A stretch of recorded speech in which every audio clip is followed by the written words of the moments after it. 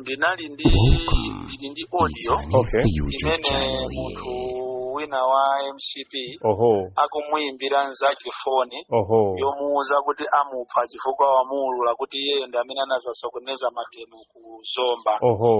Audio imeneyo mutakhala kuti mwayifuna ndikhoza kukutumizirani pa WhatsApp kuti muimvere komanso kuti mwaziwise Amalawi chifukwa magemu aife tinasokoneza sife koma anachita kuchoka anyamata kulilungu aku State House. Iye mwamwayi mulungu amaulula zinsisi okha kufuna kuphana. Lero pa Hanifa TV yakubwereserana Boni Kalindo amene amayankhulapo momwe m'dziko muno zinthu zikuyendera. Ine ndithokozani chiwaya wa Hanifa TV takhala ndipompo kuti Boni Kalindo lero atibweresera zotani pano pa Hanifa TV. Choncho izi zonse zimene zikuchitika ndi chizindikiro cha usogoleri olephera ndipo Amalawi ndofunika kuti avale zilimbe chifukwa mavuto angoyamba chabe akunkabe na apitirirabe ndipo tikapusa makamaka kuti sankho chimene tikubwerachi Amalawi ambiri azasamuka mu dziko lino chifukwa kuzakhala mavuto. tisanafike kuchisankho chimene dziko lino makamaka chikhale nacho chaka cha mmawa tibwere nkhani za kusowa kwa shuga sizobisayi anthu akuvutikira tinacheza ndi anthu pa television yathu ino mu mzinda wa Blantyre ku Lilongwe anthu akunena kuti ena akumafika paja kumaswa switi kusungunula switi kuti achite mwina breakfast kadzusa kuti mwina mukhalebe ngati kashuga kaja kakupezekapo nkhani yakusowa kwa shuga ino amene mumayankhulira anthu ngati mumalimbikitsa maufulu a anthu mukuiona motani? Choyambirira ndinene kuti ndi nkhani yomvetsa chisoni chifukwa mu mbiri ya dziko lino izi zikuchitika koyamba chikhalireni cho tili ndi Lwangwa Shuga tili ndi Irovo komanso tili ndi Salima imene kwa zaka zochepa yakhala ikupereka shuga ku mtundu wa Malawi koma chifukwa cha mchitidwe okuba mukhoza kundivomereza kunena kuti ku Malawi kunoko nkhani za corruption kapena kuba zafikapo pyola mwezo. Zotsatira zake zimene zimazachitika ndi zimene zizi kuti dziko limasowa nkhani ya forex, dziko siliyenda bwino, economy ya dziko imaonongeka. Zotsatira zake ndi zizi shuga akusowa. Shuga ndi commodity yofunikira kwambiri pa moyo wa munthu. China chilichonse kuti munthu akhale munthu amafuna shuga.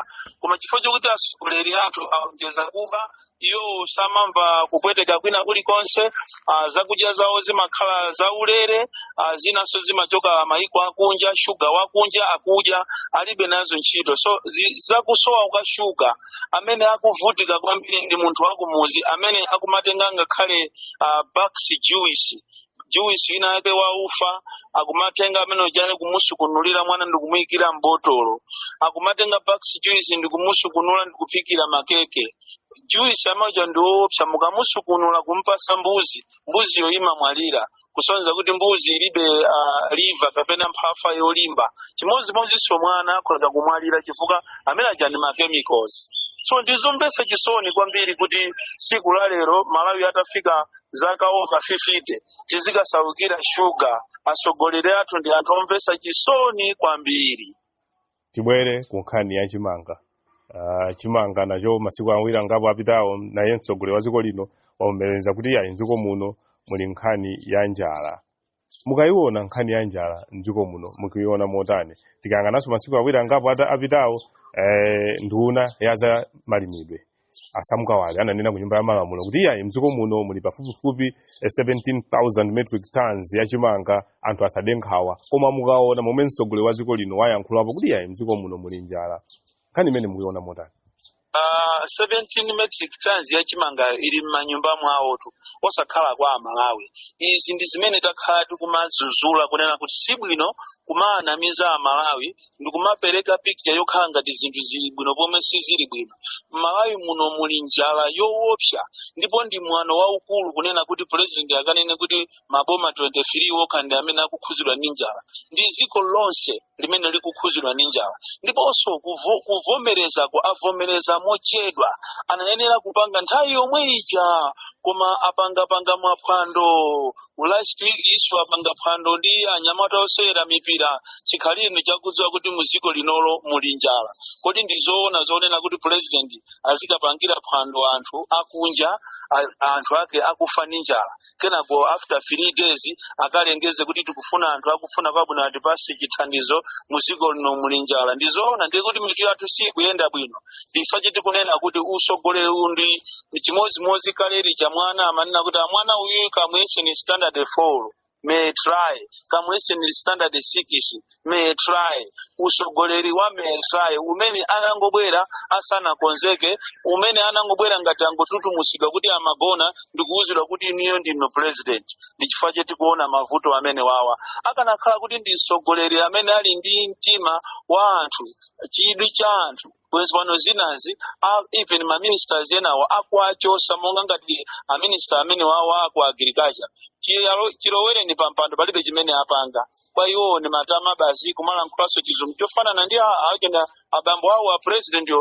koma tipite ku performance ndi zero ma ministers ambiri palibe chimene akupanga kupatula hapo kuba even anti corruption bureau imene ndikudabwa kuti tili nayo pakana lero chifukwa njani chifukwa anti corruption bureau ndi bungu lopangisa manyazi limene silinayenera likhalepo somono mayo chifukwa ndi bungu limene lili ngati lifali okondera timu imodzi.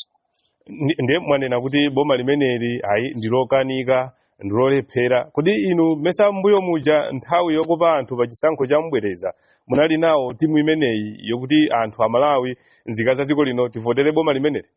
Ndeko kuombera manja fiti kotu ife tikaona ngati ndizeni timaona ngati tikupika nyemba osaziwa kuti tikupika mazi ana ndoro ni chifukwa chake mwina inu ngati mmandisatira ndi amalawi ine nditangolowa mu boma limeneli nangokhala mu mezi yochepa kuchokera Juni mmene imafika iyo November ninachokamo ndipo galimoto yawo bokosi lawo lija ninakalisiya chifukwa ninaziwa kuti amalawi itaanamiza.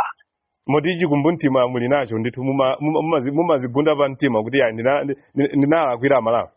Ubuno wake tupaja ine ninapepesa kale ku mtundu wa amalawi kuti andikhululukire chimene ndimapanga sini machidziwa chifukwa izi tinazitengera izi ni mavuto ndipo ngati amalawi azapange mistake yovoteraso boma ili ineyo ndikuwasambira manja imeneyo ndi shauri yawo ndiye azifuse kuti ine yetu nali kongo koma nati kako ntakhalako mezi yochepa tinandipangisa ndi chani muzakaona mbuzi ikuthawa mukhola mwake momwe ndikuti chilipo chavuta anthu akhala kunena kuti ayi mukumachitira dala kuti mwina akupaseni ndazi lalikulu mukhale chete momwe machitikira mbuyomu ati ayi simmakhutira nazo.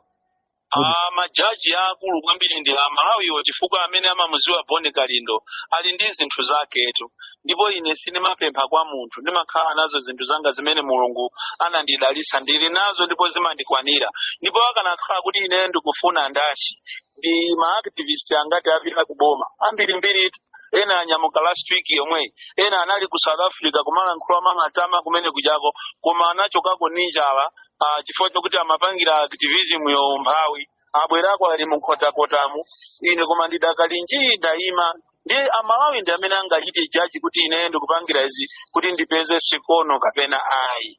Chaka cha mmawa dziko lino likupita ku masankho amene tikhali kusankha mtsogoleri wa dziko lino aphungu ku nyumba ya malamulo pamodzi ndi makonsala.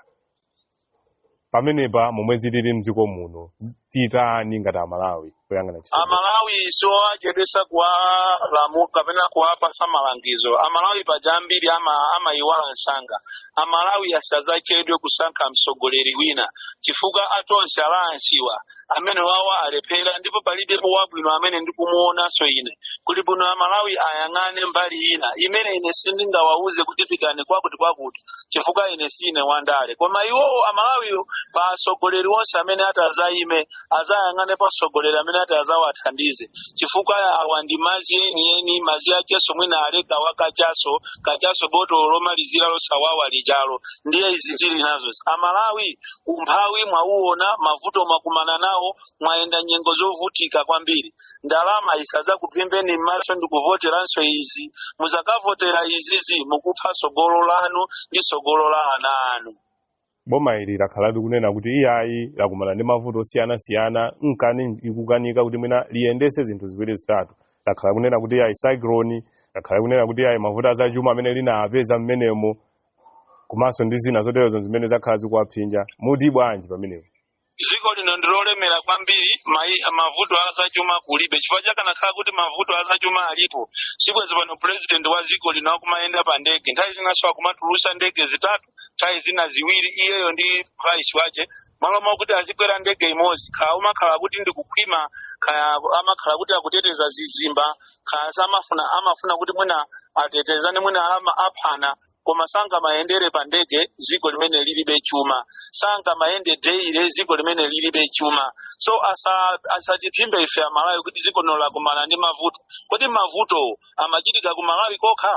Cyclone Freddy chinachita affect maiko angapo. Kodi tu munthu sumalephera kudya nyumba mwako chifukwa nyumba ina mwachitika maliro. Bambo wanzeru amapeza chakudya cha ana ache pa nthawi imeneyo. So simungalephere kumadya chifukwa choti muzimo mulibe mozakudya. Umanyindirira iwe munthu kupeza chakudya cha ana ako. Awawa avomereze kuti zinthu za akanika alephera, ndipo anayenera kuchita resign kale koma kuti dziko lino kupeza timakhulupirira mulunguve womu heart of Africa. Amalawi tinafa samopusa kwambiri ndi chifukwa cha atsogoleri awa kumatitola. Tikanakhala kuti anali maiko ena, anthu amene watu sibwenzi pano akupanga za uchisiru zimene akupangazi atatibulidwa mukale, sangapange tizi ku South Africa. Koma Amalawi timangolirira m'mimba, kumanguti kumalirira m'mimba, sitimatuluka, sitimatengapo mbali pa zochitika za dziko lathu. Pamene tikupita kumapeto, musachokwe mmawa kukhosi bwana Kalindo. Yes. Ine ndikufuna ndibwereze pano kunena kuti ine sinimalankhulira Malawi kufuna masikono, kufuna ndalama. Ndipo wina ngati amaganiza kapena akuganiza kuti azamva siku lina kuti Boni Kalindo akalowa mu MCP, abwere azandidule nkono. Ine siningakalowe ku MCP chifukwa ndinali konko kale mutonse alayansimo ndinaziona, ndipo siningabwerereso kukadya masanzo anga. Mawena osiriza ndionena kuti ndakuuza nikale ya Malawi kunena kuti IMCP pa kampeni yogula anthu ma-activist, yogula wina aliyense ngakhale atola nkhani, mwina tikuthokozeni inu mwina simunagudwe koma anzano anagudwa. Lero kutuluka nkhani yoyipa simalembedwa. Munthu kumangidwa oti ameneyo akuyenera kuti wamangidwa wapalamula, koma kungokhala wachipani cha MCP akukatuluka kupalamula mulandu, akuyimba foni kuti ameneyo apolisi asamugwire. Ndikufuna ndikuuzeni kuti boma ili musazalivoterenso Amalawi. Ine ndasamba mmanja, ndalankhula katatu mmene anagwera Yesu katatu, ndalankhula katatu mmene Yesu anakaniridwa, ndalankhula katatu mmene tambalaso analirira Yesu asanagwidwe. Ine Yesu ndalankhula katatu, ndakusambirani mmanja. Zikomo kwambiri. Tathokoza Honorable kucheza nafe pano pa Hanifa TV. Zikomo kwambiri. Zikomo. Ndi mmene tachezera nda Boni Kalindo pano pa Hanifa TV. Ine ndithokozani Joaya wa Hanifa TV.